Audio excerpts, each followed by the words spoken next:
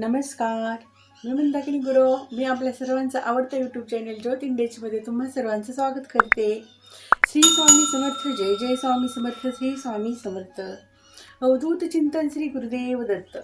श्री गुरुदेव दत्तांचं आणि श्री समर्थ माऊलींचं स्मरण करून आजच्या या व्हिडिओला सुरुवात करते. आजचा जो हा व्हिडिओ आहे ना, या व्हिडिओमध्ये मी तुम्हाला आत्ता जस्ट जे आपलं 2024 साल येणार आहे ना, त्या 2024 सालाचं विशेष असं काय महत्त्व असणार आहे आणि ते जे साल आहे ते कोणाच्या आधिपत्याखाली असणार आहे, म्हणजे कोणत्या ग्रहाच्या आधिपत्याखाली असणार आहे आणि आपण काय काय काळजी घेतली पाहिजे हे थोडंसं मी तुम्हाला आजच्या या व्हिडिओमध्ये सांगण्याचा प्रयत्न करणार आहे.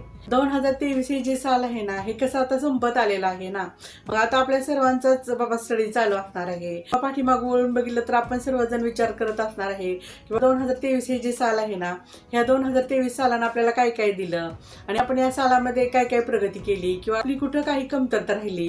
हे असं आहे ना बाबा की 2023 हे जे साल आहे ना, या 2023 सालानं आपल्याला आत्तापर्यंत काय काय दिलेलं आहे किंवा आपल्याला काय छान छान मिळालं किंवा म्हणजे कसं आहे, प्रत्येकाचं थोडंसं पाठीमागे जाऊन ना 2023 विषयीची जी बाबा उजळणी आहे ना, किंवा हे 2023 साल आपल्याला कसं गेलंय हेच आपण थोडंसं काय करत आहे, थोडंसं पाठीमागे जाऊन वळून बघत आहे.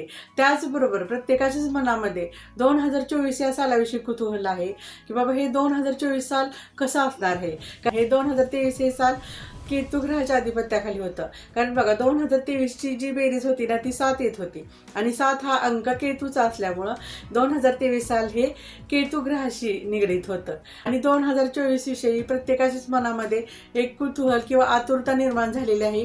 हे 2024 साल हे कुणाच्या आधिपत्याखाली असणार आहे आणि त्याचे काय काय आपल्याला बेनिफिट मिळणार ह्याचे प्रत्येकाच्याच मनामध्ये विचार सुरू असणार आहेत. तर बघा, मी इथे तुम्हाला सांगू इच्छिते की 2024 हे जे साल आहे ना, शनी महाराजांच्या आधिपत्याखाली येणार आहे. कारण 2024 या अंकाची जर आपण बेरीज केली ना, तर त्याचा मूळ जो अंक आहे तो 8 येतोय आणि 8 हा अंक शनी ग्रहाचा अंक आहे.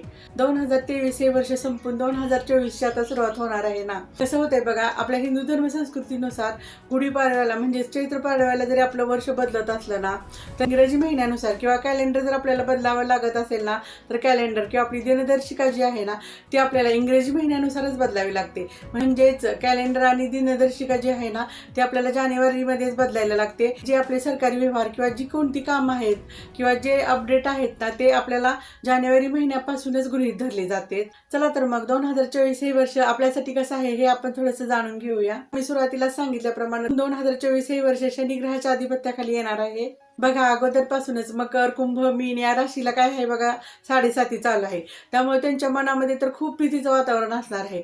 त्याचबरोबर इतरांनाही बाबा कुतूहल आहे मनामध्ये की आपल्याला हे वर्ष कसं असणार आहे किंवा आपल्यासाठी हे वर्ष कसं राहणार आहे. साहजिकच आता प्रत्येकाच्या मनामध्ये प्रश्न उठत असणार आहेत की बाबा शनी महाराज कोणाला फळ देणार आणि कोणाला त्रास देणार. म्हणून येणाऱ्या 2024 साली 29 वर्षानंतर शनिग्रह आपल्या स्वतःच्या मूळ राशीमध्ये येणार आहेत. त्यामुळे ते खूप प्रसन्न आणि खुश असणार आहेत आणि कित्येकांच्या मनामध्ये कसं असणार आहे, भीतीचं वातावरण असणार आहे की बाबा शनी म्हणलं ना की बरेच जण शनिग्रहाला खूप भीत आहेत ना.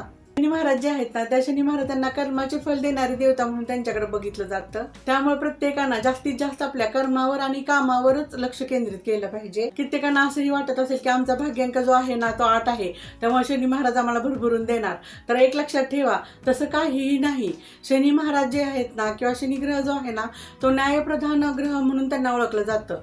जरी तुमचा भाग्यांक 8 असला आणि जर तुमच्याकडून काही चुकीची कर्म जर घडली ना, तर शनी महाराज तुम्हाला राजाचा रंगी बनवतात. त्यामुळे मी तुम्हाला सांगेन की 8 हा जरी आपला भाग्यांक असला ना, तरी सुद्धा आपण काय केलं पाहिजे आहे, आपल्या कर्मावर आणि आपल्या कामावर जास्तीत जास्त लक्ष केंद्रित केलं पाहिजे. आपल्याला इतिहास पण हेच सांगतो की शनिग्रह हा असा ग्रह आहे की 7.5 मध्ये सुद्धा जर आपलं कर्म चांगलं असेल ना, तर 7.5 मध्ये सुद्धा हा ग्रह जो आहे ना, हा आपल्याला रोडपतीवरून करोडपती बनवतो. एवढी ताकद आपल्या कर्मामध्ये असते. त्यामुळे प्रत्येकानं यावर्षी आपलं कर्म कसं चांगलं ठेवायचं आहे ना, हेच आपण जास्तीत जास्त बघितलं पाहिजे. आणि 2024 साली ज्यांची कर्म चांगली असणार आहेत ना, त्यांना शनी महाराज एवढं देणार आहेत की भरभरून त्यांना ठेवायला जागाही कमी पडणार आहे.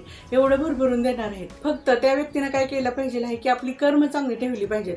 कारण 2024 साली जसं आपण वागू, जसं आपण करू किंवा जो काही बाबा आपला उद्योग आहे, व्यवसाय आहे किंवा नोकरी विषय आहे, जे काही आपलं आहे, ज्याचा आपण जसा पाया घालू ना, त्याचंच फळ आपल्याला पुढची 7.5 वर्ष पाहायला मिळणार आहे. म्हणून प्रत्येकानं 2024 साली एवढी दक्षता घेतली पाहिजे की आपण जे काम करतोय किंवा आपलं जे डील चाललेलं आहे किंवा आपण जे काही व्यवसाय करतोय ना, त्याच्यामुळं आपल्याला तर फायदा झाला पाहिजे, पण इतरांनाही त्याचा फायदा झाला पाहिजे. पण आपल्यामुळं जर इतरांना काही नुकसान होणार असेल, इतरांना जर काही त्रास होणार असेल ना, तर ते खूपच त्रासदायक ठरणार आहे. त्यामुळे मी तुम्हाला इथं सांगेन की 2024 साली जे काही आपण करू ना, त्याची जी फळं आहेत ना, ते पुढचे 7.5 वर्ष आपल्याला भोगायला लागणार आहेत. मग आपण जर काही चांगलं केलं तर त्याची 7.5 वर्ष आपल्याला चांगलीच फळं भोगायला मिळणार आहेत. काय आपल्याकडून वाईट घडलं तर त्याची जी वाईट फळं आहे तीच पुढच्या 7.5 वर्ष आपल्याला भोगायला लागणार आहेत. म्हणून 2024 साली आपण आपलं कर्म चांगलं ठेवलं, आपण भरपूर कष्टाची तयारी ठेवली ना, तर शनी महाराज आपल्याला एवढं भरभरून देणार आहे ना, ते आपण कल्पनाच करू शकत नाही. फक्त आपण काय केलं पाहिजे आहे, भरपूर कष्टाची तयारी ठेवली पाहिजे आहे. कारण शनी महाराज किंवा शनी ग्रह कोणाला बाबा साथ देतो, तर जो व्यक्ती जास्तीत जास्त कष्ट करतो ना, त्या व्यक्तीला शनी ग्रह साथ देतो. राजाचा रंक आणि रंकाचा राजा बनवायचं हे पण शनी ग्रहाच्याच आधिपत्याखाली येतं. त्यामुळे जास्तीत जास्त जी कष्ट करणारी लोक आहेत ना, त्यांना हे वर्ष जे आहे हे खूप सुखदायी आणि फलदायी ठरणार आहे. त्याचबरोबर इथं मी तुम्हाला सांगेन, शनी ग्रहाला वाईट कर्म करणारी लोक, दुसऱ्यांना त्रास देणारी लोक, दुसऱ्यांची निंदा करणारी लोक, दुसऱ्यांना हर एक गोष्टीत मागं खेचणारी लोक कधीही आवडत नाहीत. त्यामुळे मी तर तुम्हाला सांगेन की जास्तीत जास्त आपण यावर्षी दुसऱ्याला कसा रिस्पेक्ट देऊ आणि दुसऱ्याचा कसा आदर करू ना, तेच बघितलं पाहिजे आहे. त्यामुळे मी तर तुम्हाला सांगते की यावर्षी तुम्ही जे जे करणार, जसं जसं करणार तसंच पुढचे 7.5 वर्ष आपल्याला त्याची फळं भोगायला लागणार आहेत. त्यामुळं ह्या वर्षावर पुढची येणारे आपल्या आयुष्याची 7.5 वर्ष अवलंबून असणार आहेत. त्यामुळे मी तर तुम्हाला सांगेन की 2024 हे जे वर्ष आहे ना, हे आपल्या प्रत्येकासाठीच खूप असं महत्त्वाचं वर्ष आहे.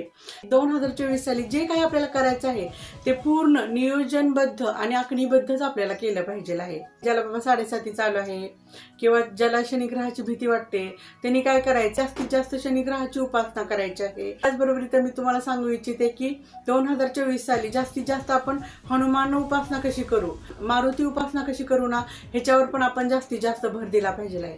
ज्यावेळी आपण हनुमानांची उपासना करतो, ज्यावेळी आपण मारुतीची उपासना करतो, त्यावेळी काय होत असते, आपल्या शनिग्रहाचा जो त्रास आहे ना, तो आपला त्रास कमी होत असतोय.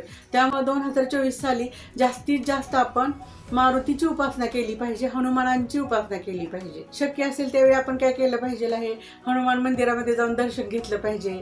त्याचबरोबर सकाळ संध्याकाळ हनुमान चालिसाचा पाठ केला पाहिजे आहे.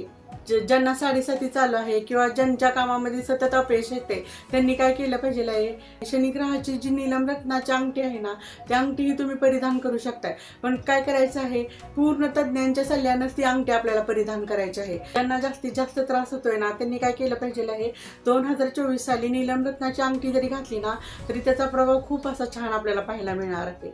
फक्त काय करायचं आहे, ती अंगठी घालताना तज्ज्ञांच्या सल्ल्यानंच आपल्याला घालायची आहे. त्याचबरोबर इथं मी सांगू इच्छिते, आपला जो उंबरा किंवा चौकट आहे ना, त्याच्यावर आपण घोड्याची नाल पण लावू शकतोय ना.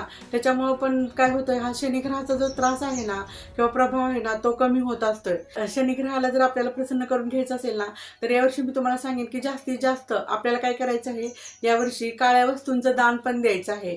बाबा ज्यांना कोणाला चप्पला नाहीत ना, त्यांना काळ्या चपल्याचं दान द्यायचं आहे. त्याचबरोबर निराधार लोकांची सेवा करायची आहे. त्याचबरोबर अपंगांची, अंधांची पण यावर्षी आपण सेवा करायची आहे. त्यामुळे मी तर तुम्हाला सांगू इच्छिते, 2024 ला एक आपण नियमच करून घ्यायचा आहे किंवा एक आपली दिनचर्याच करून घ्यायची आहे की दररोज आपल्याला हनुमान चालिसा आणि शनी चालिसेचा पाठ केला पाहिजे. चला तर मग या व्हिडिओमध्ये मी तुम्हाला 2024 हे वर्ष आहे हे कुणाच्या आधिपत्याखाली येणार आहे हे पण सांगितलेलं आहे आणि आपण काय करायचं हे पण सांगितलेलं आहे. हा जो व्हिडिओ आहे, या व्हिडिओला लाईक करा, शेअर करा, त्याचबरोबर चॅनेलला सबस्क्राईब करा. त्याचं जे बेल आयकॉनचं बटन आहे ते बेल आयकॉनचं बटन दाबा, जेणेकरून माझे येणारे पुढचे व्हिडिओज तुम्हाला बघायला मिळतील. मग भेटूया येणाऱ्या व्हिडिओमध्ये. श्री स्वामी समर्थ. जय जय स्वामी समर्थ. श्री स्वामी समर्थ. अवधूत चिंतन. श्री गुरुदेव दत्त.